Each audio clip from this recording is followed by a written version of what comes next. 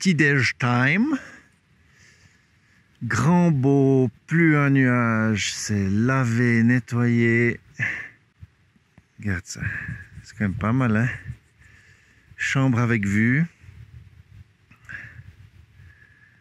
Alors aujourd'hui un bon petit trajet. En gros, si on veut, la même chose dans l'autre sens. Donc 2100 de descente et 1002, je crois. Oui, 1002 de positif. Et puis Claude, lui, il a choisi une autre variante. En fait, on va se retrouver après à la voiture. Il fait un autre circuit. Alors, en face de nous, là, il y a le Grand Combin. Et puis ici, en fait, sur la baisse, là-bas, c'est le passage col du Grand Saint-Bernard. Intéressant, c'est beau. Super beau. Bien dormi, disons, profondément, longtemps, etc. Mais pas mal réveillé avec le combo, là, matelas court. Hein. Je teste un matelas court de 1,20 m avec un petit bout de mousse pour la suite, pour les pieds. C'est pas top parce que ça se désolidarise et puis du coup, voilà, pas génial. Il faudrait peut-être que je vois un truc avec des velcro pour que ça reste en une ligne ensemble. Je bouge beaucoup moi, hein, sur le côté, je me retourne, je fais la crêpe toute la nuit. Donc voilà, pas très concluant sur ce plan-là, mais bon, pas froid, tout bien, c'est bien allé quoi. Il est 6h30, donc ça veut dire ce que ça veut dire aussi. On s'est couché, il faisait jour, hein, donc c'était quoi, 9h ou je sais pas quoi, un truc comme ça. Bonne journée qui m'attend aujourd'hui, déjeuner et c'est parti. Il est presque 8h, c'est le départ, lac supérieur de Fuy, lac artificiel, et puis là-bas le col de Fenestral où je dois passer avec la cabane plus bas. C'est une montée sympa, bien au frais là, il faisait 6 degrés ce matin. Là, je suis juste en chemise donc je carbure pas mal pour me réchauffer un peu. Je ferai un arrêt assez simple, je mange froid à midi, pas perdre trop de temps. J'ai quand même une bonne journée là. Le soleil arrive en gros là-bas où on a dormi. Moi je vais rester encore un moment à l'ombre, faire ma grimpette jusqu'à la cabane. Ah, une entrée.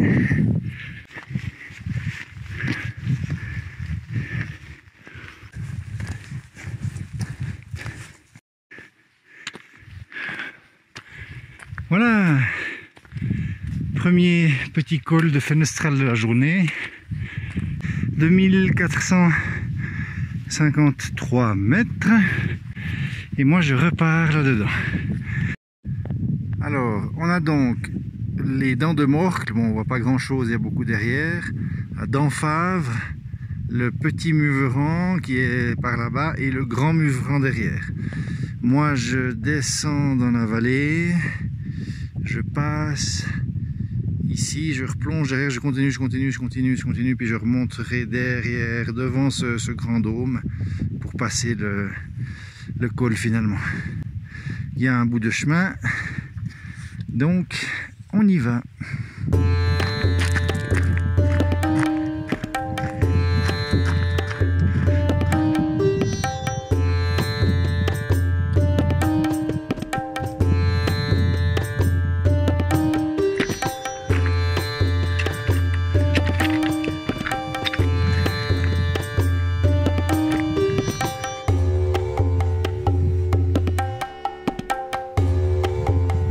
Je vais passer entre les deux pointes.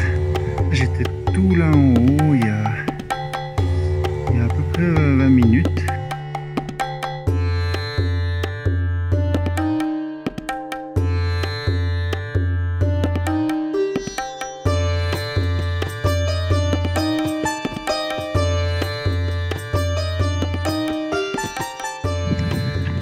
En face de moi, sombre là-bas, le Grand Muveran. Donc je passe derrière entre les deux. Ça c'est le petit Muvran. Donc j'ai passé là, puis passé derrière dans la vallée. La vallée au fond, donc le Valais qui continue, direction Sion, Sierre, Brigue, etc. Ici, on distingue Ovrona et ses fameux bains. Moi, je vais tomber en dessus de Ovrona, en fait.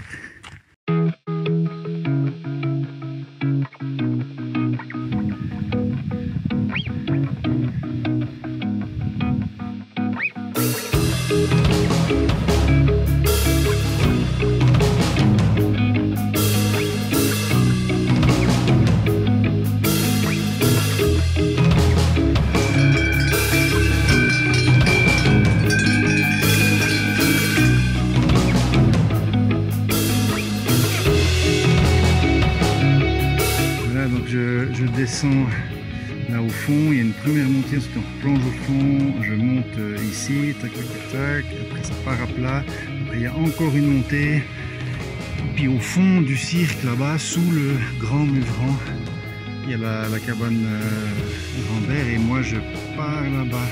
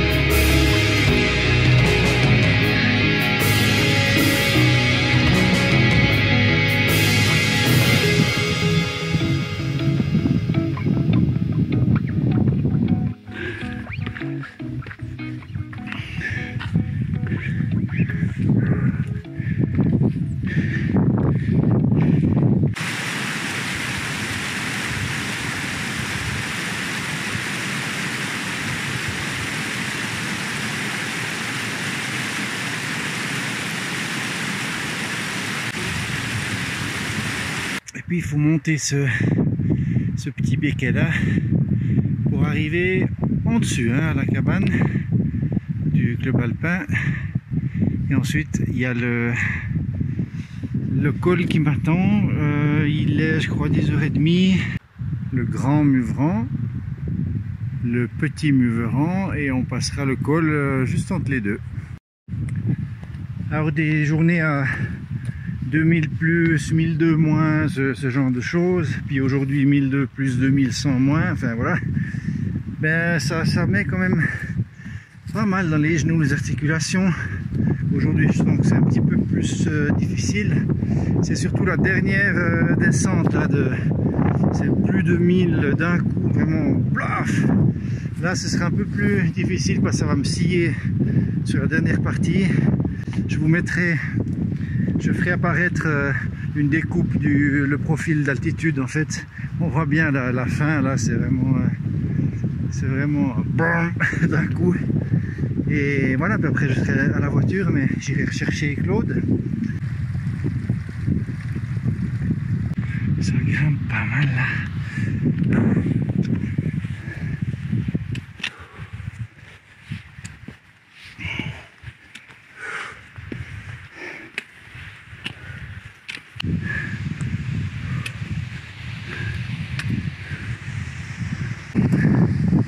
Petit regard en arrière de temps en temps.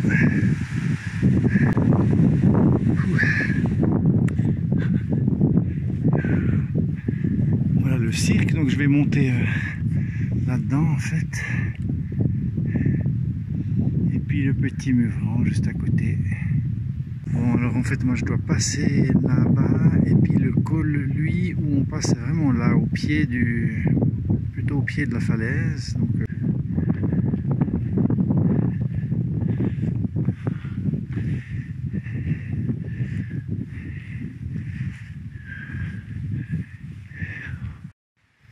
ok, donc cette fois par contre, je vois quelque chose là-bas, hein, une marque sur le caillou là.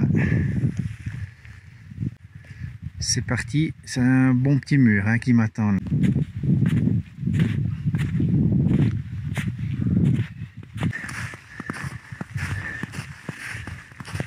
tout bien. Là, il y a un trailer qui m'a dépassé en courant. En fait, il n'y a pas de sentier. Tu vas là-dedans, il faudra juste le retrouver plus haut. Probablement une marque pour être sûr du passage. Mais allez, on monte tout droit là-dedans. Isou.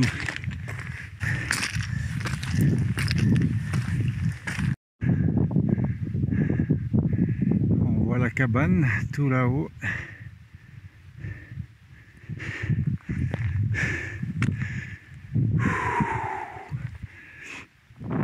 Il n'y a absolument aucune marque. Aucune, hein, donc ne soyez pas étonnés. Vous faites votre chemin là-dedans. Il faut juste passer assez proche en fait de cette arête. Donc c'est ici qu'on passe, pas vous faire embarquer dans des caillasses comme ça, ou voilà. Là-bas en plus c'est de la roche avec de la moraine, donc ça peut être glissant s'il pleut, voilà. Et ici un peu trop raide là dans ce passage, donc ici c'est le plus convenable. Mais il n'y a pas de marque, hein, zéro, rien, nada. Je pense que c'est lavé, ça roule, il n'y a aucun caillou qui tient. C'est juste pour ça. Alors, par contre, par temps de pluie, ça doit être compliqué parce que tout ça devient boueux. Du coup, ça doit descendre. Là, ça doit pas être facile, quoi.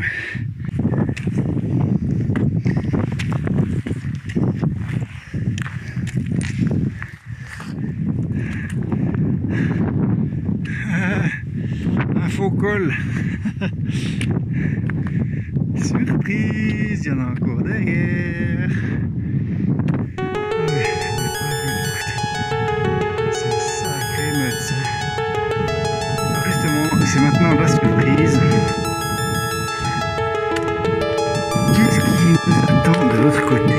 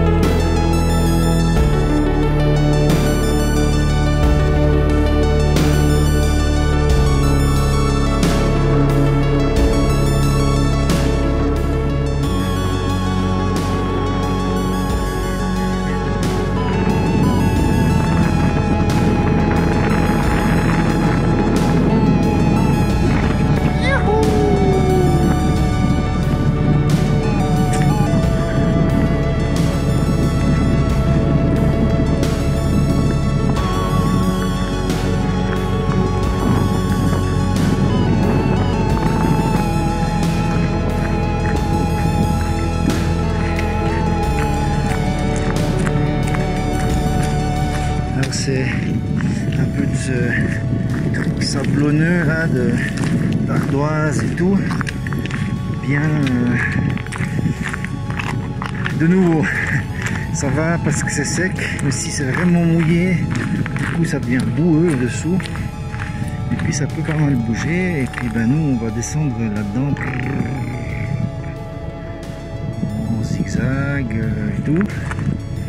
Donc je vais un peu poser la caméra parce que là c'est bien les bâtons pour freiner un peu, ça aide les genoux, surtout avec mon genou, hein. Et puis pour le moment il n'y a pas vraiment de choses vertigineuses vu que je suis dans une bonne pente à 45 comme ça descend bien, mais pour le moment voilà, on sent qu'il y a quelque chose en dessous, il y a un appui visuel on va dire. Voilà, allez on continue. Et là ça descend bien. Ça descend bien. Quand on filme de face comme ça on se rend pas compte, mais ça t'aspire un peu. On le voit en fait aux ongles des pieds. En fait moi je me laisse un peu aller.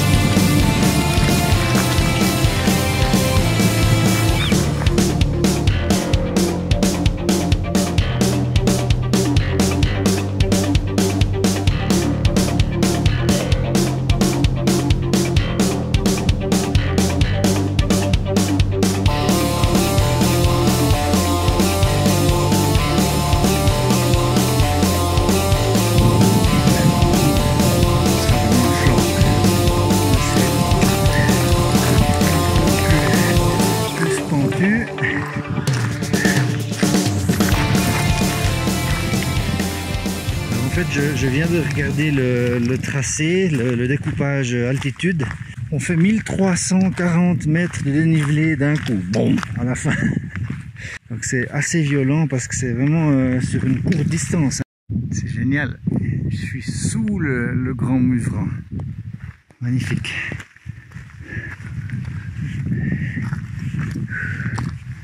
Ok, donc il faut passer là.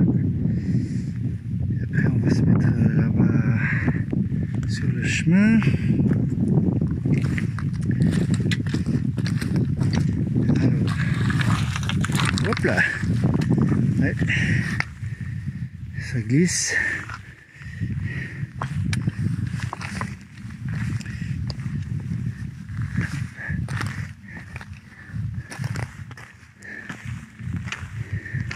De nouveau, on voit tout de suite que ça a été boueux là avant. C'est dans ce chenil là, si c'est mouillé, bonjour. Déjà que tu es contre la falaise, il n'y a pas d'équipement là, il n'y a pas de chaîne ou quoi que ce soit. Donc si c'est boueux et que tu pars contre le bas, c'est jamais très agréable. Voilà, ça se donne une drôle d'impression. Moi j'aime beaucoup ces chemins alpins, j'adore ça, je recherche ça même. Voilà. Par contre là ce qui est rigolo c'est que je savais pas que c'était ici autant alpin en fait, malgré les courbes de niveau. Bon, mais en tout cas c'est magnifique, magnifique. Regardez ces couches, comme elles sont précises et tordues, c'est hallucinant. Alors c'est vraiment une descente bien pentue. Ouais, je pense peut-être au Barhorn, j'ai déjà fait ça sur la HRP. Ce qui est difficile, c'est que c'est plein d'alluvions comme ça, donc ça glisse, donc tu dois retenir à chaque fois. Alors moi, en fait, quand je descends, puis que c'est très raide, c'est 45 degrés, ça veut dire que il faut vraiment essayer de retenir, tout prendre dans les genoux, ça peut être assez difficile. J'aime bien les lekis, les bouts, les bâtons de marche lekis, parce qu'ils sont assez grands, mais tout rond, tout doux.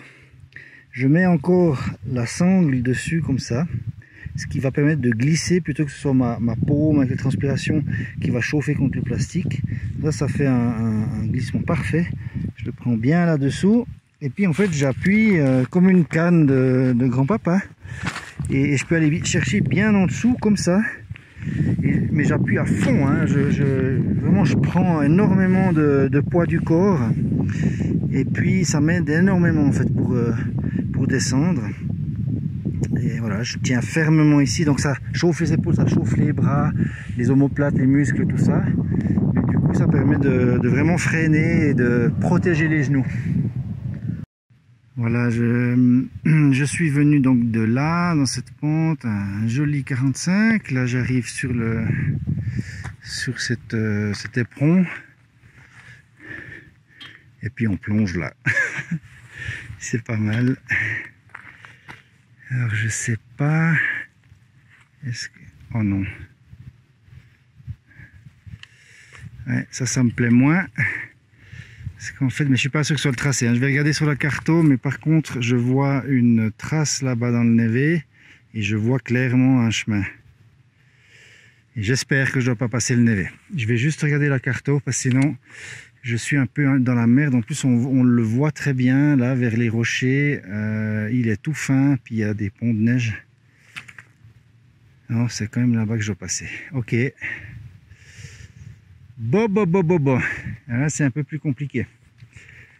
Là, on va voir ça. On va s'en approcher.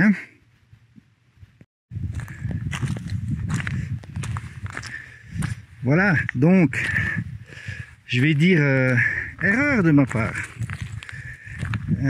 J'ai fait toute la HRP avec des crampons piolets sans les... Non, c'est pas vrai, j'ai utilisé le piolet. D'ailleurs, il m'a été bien utile une fois. Vraiment utile. Crampons...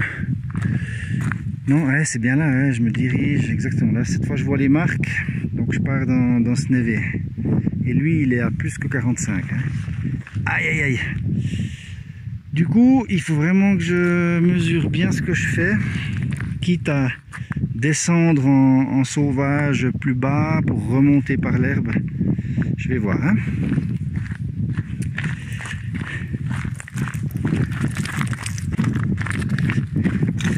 En plus, je suis avec les basses un peu molles, hein, donc sans, on va dire sans dessin d'accroche. Après, ils le disent, hein, dans le panneau en haut, c'est mis équipement d'alpinisme, etc. Des crampons, tout ce qu'il faut, des godasses, machin. Et puis même ici, par exemple, tu peux très bien porter ton casque parce que c'est plein de petits cailloux, de merdouilles qui tombent régulièrement.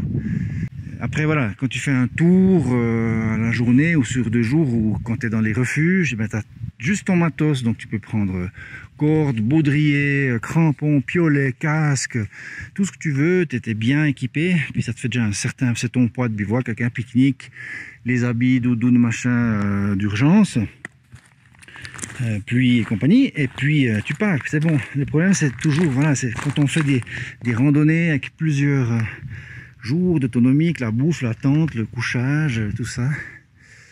Alors, on pense pas toujours à ça. Mais là, je vais voir comment je vais me débrouiller. Je vais trouver une solution, hein, par en dessous. Voilà. On va voir, ça va passer d'une manière ou d'une autre, mais je vais essayer de faire gaffe, bien sûr, parce que c'est pas gagné sur le névé.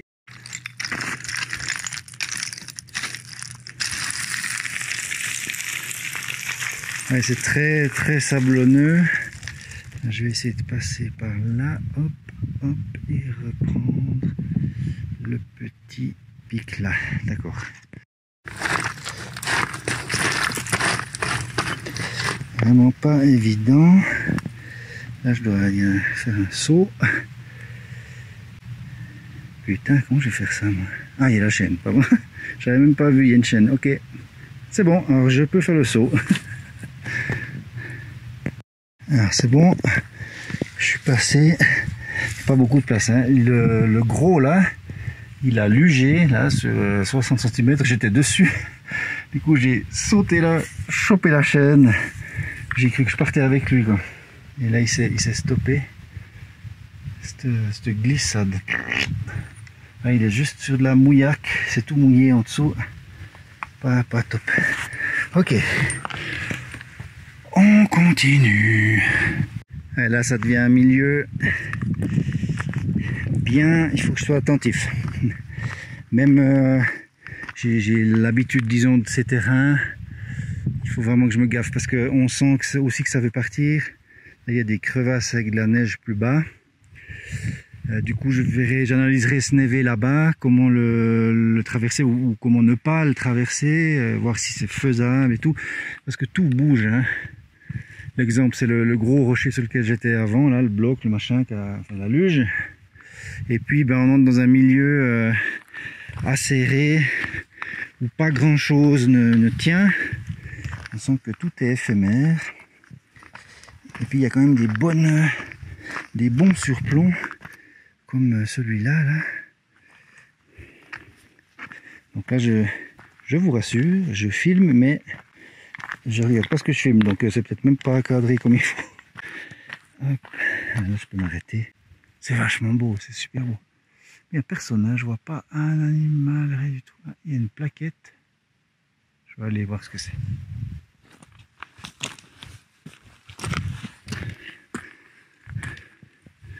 Ce sera un truc CJ, monsieur.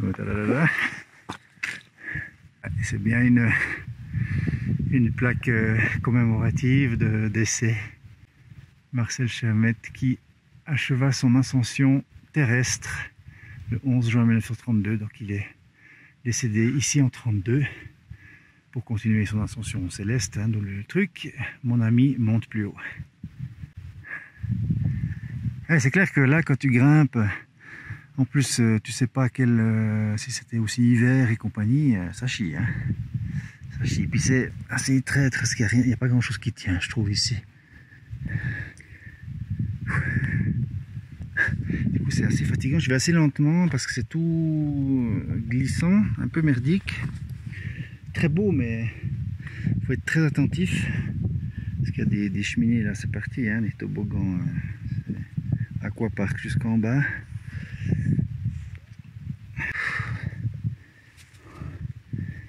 Ça va, ça va. Heureusement que j'ai pris des chaussures d'approche, hein. C'est des chaussures basses, mais d'accroche avec pare-pierre tout le tour, avec du Vibram qui croche énormément bien. Donc ça va encore, c'est bien, c'est chouette. Il faut juste faire gaffe aux cailloux roulants.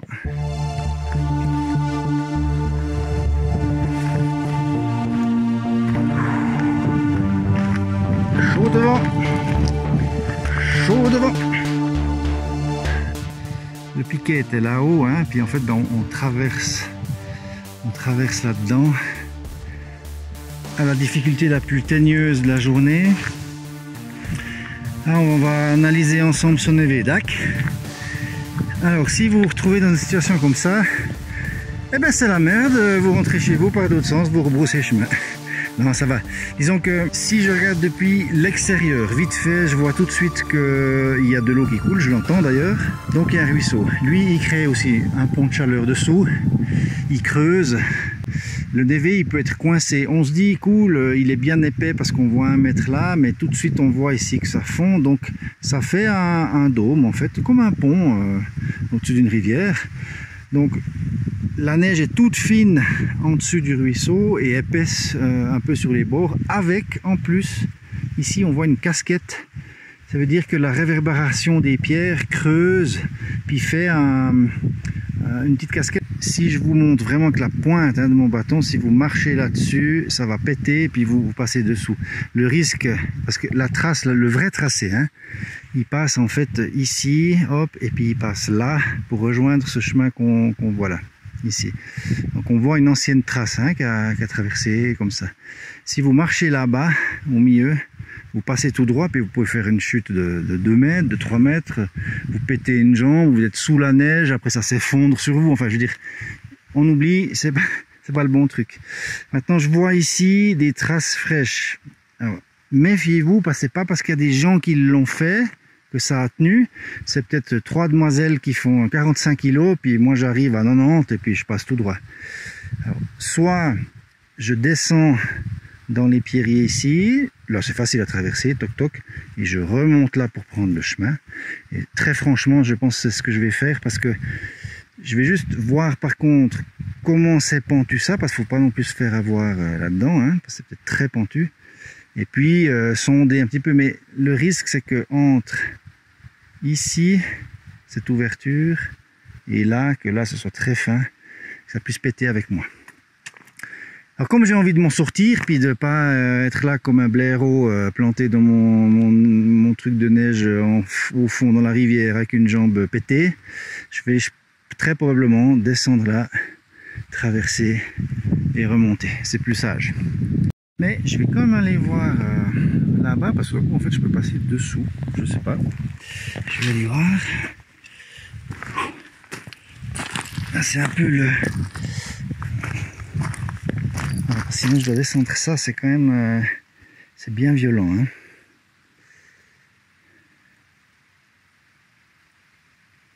On va voir.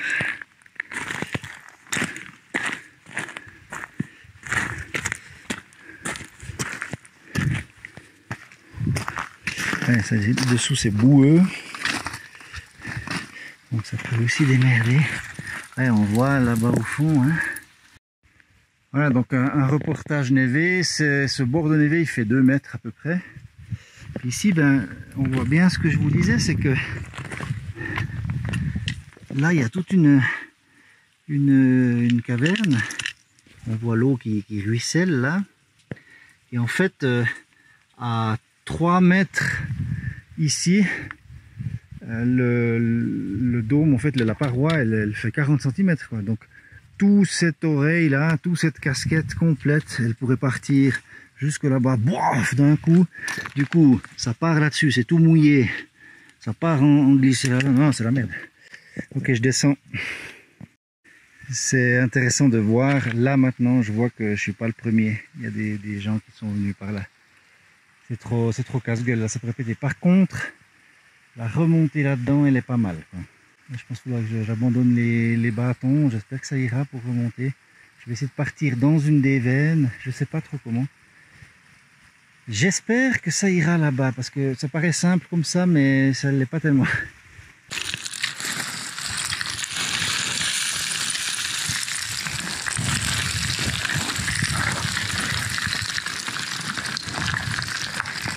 Là, on va bien voir en fait dans la gueule du monstre.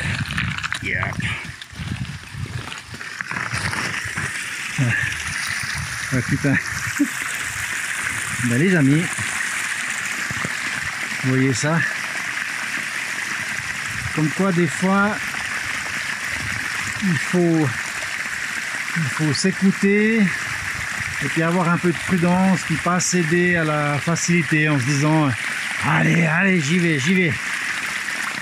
La paroi, elle doit avoir, là où je voulais traverser, enfin là où les traces fraîches ont traversé relativement récemment, je pense 2-3 jours, là il reste ouais, là-bas il doit rester 40 cm de neige.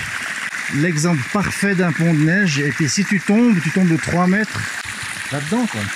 Super dangereux, quoi. C'est assez rare qu'on puisse illustrer comme ça ce qu'est un pont de neige, et puis qui depuis le dessus se voit pas très bien, on a envie d'y aller, il faut vraiment se méfier.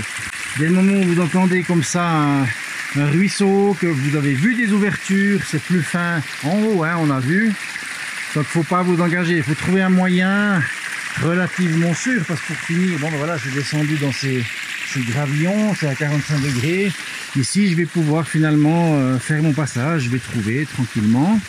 Je vais prendre ces veines, les utiliser comme un escalier, hein, un long escalier qui va là-bas, puis remonter sur le chemin. Mais moi, avec mon poids et mon matériel, je passais à travers. Voilà, donc je viens de passer là-dedans. Ça, c'était le fameux névé. Ouh. On continue. Qu'est-ce qui m'attend là? Épisode suivant, j'ai l'impression d'être à Fort Boyard. Tu sais. Ah, c'est cool. Cool.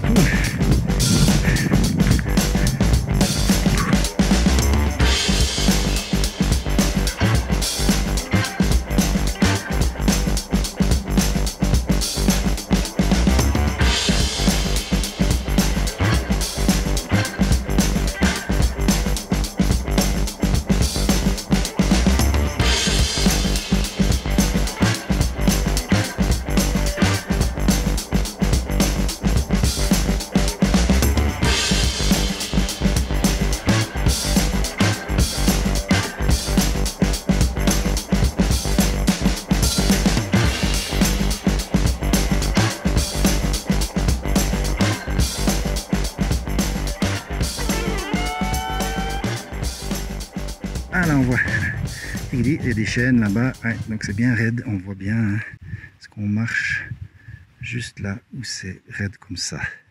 Voilà, puis à un moment donné, vous voyez tout au fond la vallée, eh ben, on va plonger là-dedans à donf.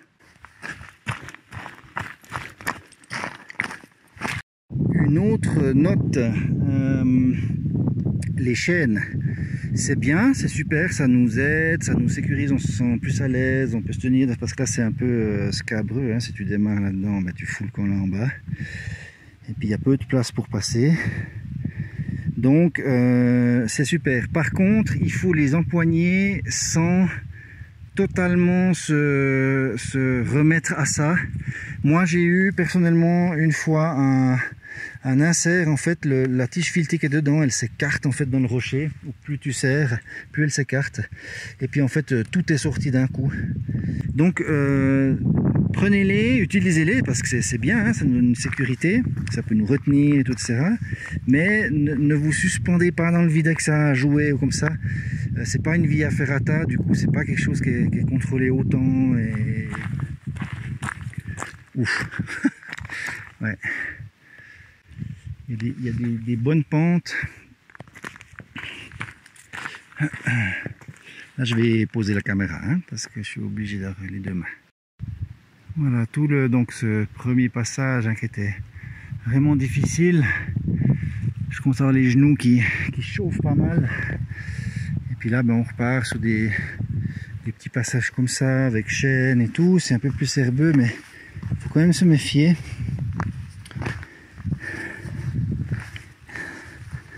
Parce que là, c'est des trucs, ça plonge. Hein, faut poser les bâtons, il faut y aller avec les mains. Hop, là, il y a les fleurs, elles sont 5, 6, 7 mètres plus bas. Hop, tu remontes là. Faut pas se foutre là en bas, etc.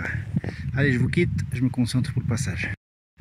Ben, quand on fait une chaîne, c'est pour montrer des beaux paysages, parler des dangers, mais aussi pour quelques trucs et astuces. Quand vous avez quelque chose de vraiment très raide comme ça, souvent on a envie on descend en marche avant, dans le sens où on va poser les talons.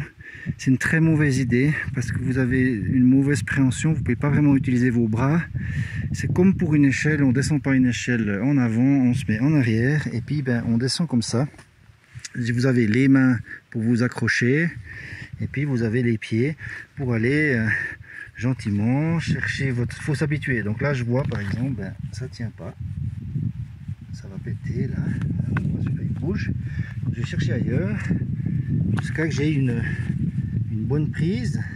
Ensuite je regarde plus bas tranquillement, toujours avec 3 points d'accroche. Bon là, excusez-moi, je filme, oui je suis d'accord, mais j'ai toujours 2 pieds, 1 bras, puis je change ma prise de main par exemple, ou j'ai les 2 mains et 1 pied, et avec l'autre pied, ben, je vais aller chercher ma prise, puis quand je suis vraiment bien testé, sûr, je peux lâcher un autre membre, et on descend comme ça, en regardant comme ça à travers les trucs. C'est clair, quand on a le vertige, on ne sait pas trop. Donc si vous êtes sur le devant, vous êtes sur le cul, vous démarrez, vous arrêtez pas, quoi. Puis ça fait très mal au coccyx.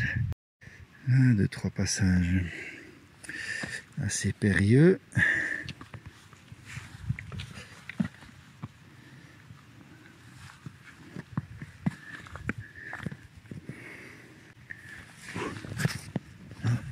Là, le problème c'est la largeur du sac à dos. Ah, du coup, faut pas avoir un matelas en traviole comme ça. Ya, hop, ça passe. Ouais.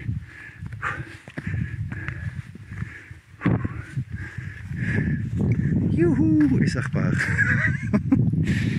C'est le yo-yo comme hier, quoi. Là, je vois le sentiment. Là, on le voit bien. Voilà, des plonges là-bas. Là, je vais commencer la grosse descente à donf, là. Allez, on y va. C'est beau. C'est beau. Cossu, hein, ces parois du Muvran, pas évident. Ouh, le gros vilain à la gueule noire. Alors, ouais, là, ils ont mis une chaîne traînante parce que c'est de nouveau 45 degrés, mais c'est de ces plaques qui se décrochent là. Hop, on descend là, on prend vers le petit cours d'eau. Après, je sais pas où, il va falloir descendre en fait quelque part là. Parce que le chemin il est là en bas, donc soit dans ce trou là ou là derrière. Pour rejoindre là en bas, là je démarre ça va être le plus dur. Enfin bon, c'est toujours à 45 degrés, mais ça descend encore plus après, puis quasiment tout droit. On va voir. Je dois avouer que ça commence à être pas mal. 2100 de négatifs, en plus dans des terrains comme ça. C'est toujours...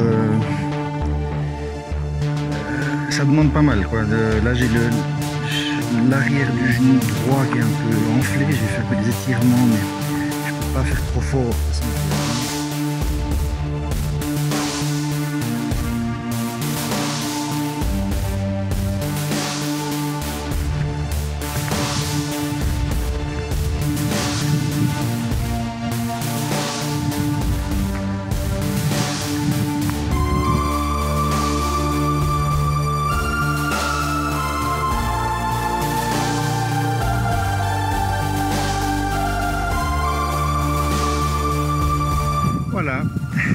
Voilà d'où je viens. C'est quelque chose quand même. Hein. C'est vrai que quand on regarde comme ça ces falaises, on se dit mais on va passer là, ça joue pas. Puis, ouais, il y a des... En faisant les chèvres, il y a des petits passages, mais c'est vraiment faire les chèvres. Hein. Là j'arrive même pas à voir par où on a passé.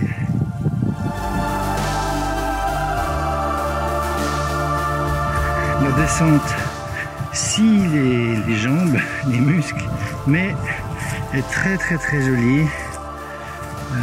Je vais entrer dans une forêt de mélèzes, un de mes arbres préférés. C'est très agréable, il y a le paysan qui a fauché, heureusement d'ailleurs, parce que si t'es là-dedans pour trouver les pierres sur lesquelles sont mis les signes, c'est juste impossible, puis c'est pas très agréable avec les centaines de milliers de tiques, thons, chenilles et autres machins qui surtout quand t'es en short en fait. Donc je suis très très bravo, merci monsieur, merci beaucoup. Ah, une source, parfait. Je descends encore à fond là un coup et puis gentiment j'y arrive. C'est bucolique, je vous dis. Un joli finish au frais, un petit peu à l'ombre là, avec la forêt, c'est parfait. Il y avait la petite source juste avant. Ouh, et ben c'était une sacrée aventure, hein. Voilà les amis, bon ben on y est. Donc en tracé, aujourd'hui j'ai mis 7h15 pour arriver ici, plus les pauses, environ 50 minutes en tout, je compterais peut-être 1 heure. Voilà. Les chiffres quand même dodus, en D+, en D-, c'était des bonnes journées. Là je les sens bien, même après la HRP 14 jours, quand même. Ben, je vous retrouve pour de prochaines aventures avec grand plaisir. Je suis en train de réfléchir à différentes séries aussi pour plus montrer le côté bivouac, parce que c'est vrai que je le survole de temps en temps, j'arrive le soir, je suis un peu crevé. Je montre pas beaucoup pour ceux que ça intéresse, peut-être je vais montrer vraiment comment se compose une journée, comment je m'organise, plein de belles choses à venir. Allez, à toutes, bonne randonnée, prudence, ciao ciao.